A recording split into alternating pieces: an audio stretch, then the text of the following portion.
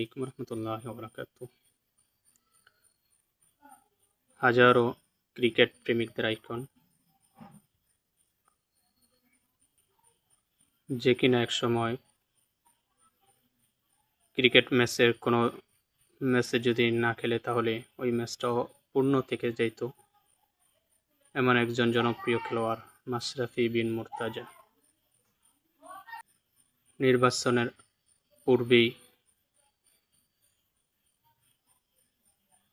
বা রাজনৈতিক অঙ্গনে প্রবেশের পূর্বেই যখন খেলার ময়দানে ছিলেন তখন তার পারফরমেন্স ছিল অনেক ভালো, তার জনপ্রিয়তা ছিল অনেক, পুরা বাংলাদেশে তার জনপ্রিয়তা ছিল।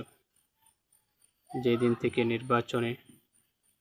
থেকে রাজনৈতিক অঙ্গনে পা বাড়াইছে ওই দিন থেকে শুরু করে তার জনপ্রিয়তা এক এক করে কমতে থাকে। শেষ পর্যন্ত তার বক্তবিন্দুরা যে তার প্রতি ক্ষুব্ধ হয়ে মাশরাফি বিন মুর্তজার বাড়িতে আগুন ধরিয়ে দিল।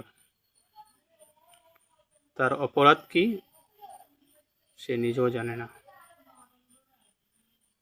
সাধারণ জনগণ একটাই ক্ষোভ ছিল, সে ক্রিকেট অঙ্গন থেকে কেন রাজনৈতিক ময়দানে ছিল, রাজনৈতিক ময়দানে গিয়ে সিলেকশনে দামি ভোটে সে এমপি প্রার্থী হয়েছে, সংসদ সদস্য, পার্লামেন্ট মেম্বার হয়েছে।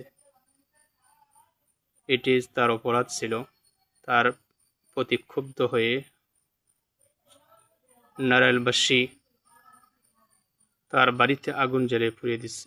যে বাড়িটা তার ক্রিকেট পারফরমেন্স বা ক্রিকেট খেলা অর্জিত সম্পদ দিয়ে যে বাড়িটা গড়া ছিল, কিন্তু সেই বাড়িটা নারায়ণবাসী আগুন দিয়ে জ্বালিয়ে দিল। গত কয়েকদিন আগে মাশরাফি বিন মুর্তজা ফেসবুক লাইভে এসে সে দুঃখ প্রকাশ করে বলল, শেষ পর্যন্ত সেই কথায় বলতে বাধ্য হলো যে আমি মারা গেলে আমার লাশ যেন নারাইলে না নেওয়া হয়। সরকারকে সে অনুরোধ করেছে।